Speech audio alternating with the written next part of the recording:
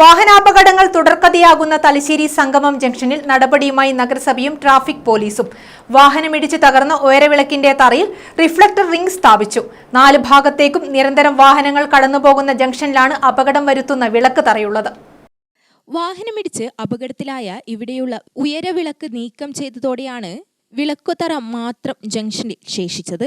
റോഡിന് നടുവിലുള്ള സിമന്റ് തറയിൽ റിഫ്ലക്ടറോ മറ്റ് മുന്നറിയിപ്പ് സംവിധാനങ്ങളോ ഇല്ലാത്തത് കാരണം രാത്രികാലങ്ങളിൽ വാഹനങ്ങൾ തുടർച്ചയായി അപകടത്തിൽപ്പെട്ടിരുന്നു.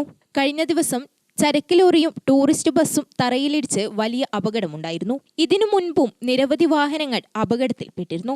ഇതേ തുടർന്ന് നഗരസഭാ ചെയർമാൻ കാരായി ചന്ദ്രശേഖരൻ ട്രാഫിക് ഉദ്യോഗസ്ഥരുടെയും വ്യാപാരികളുടെയും യോഗം വിളിച്ചു ചേർത്തു. തുടർന്നാണ് വ്യാപാരി വ്യവസായ സമിതിയുടെ സഹായത്തോടെ ഇവിടെ റിഫ്ലക്ടർ റിംഗ് സ്ഥാപിച്ചത്.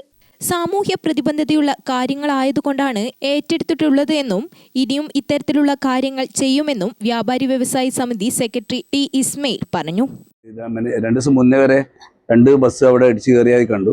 അപ്പോൾ അതിൻ്റെ അടിസ്ഥാനത്തിൽ നഗരസഭയും തലശ്ശേരി ട്രാഫിക് പോലീസും അവിടെ ഒരു റിഫ്ലക്ടർ റിംഗ് സ്ഥാപിക്കണമെന്ന് ആവശ്യപ്പെടുകയും ഒരു സാമൂഹ്യ പ്രതിബദ്ധതയുള്ള ഒരു പ്രസ്ഥാന നിലയിൽ തലശ്ശേരിയിലെ കച്ചവടക്കാരുടെ സംഘടനയായ വ്യാപാരി വ്യവസായ സമിതി അടിയന്തരമായി തന്നെ അത് ഇന്നലെ വൈകുന്നേരത്തേക്ക് സ്ഥാപിച്ചു കൊടുക്കുകയും ചെയ്തിട്ടുണ്ട്. അതിൽ ഞങ്ങൾക്ക് വലിയ സന്തോഷമുണ്ട്.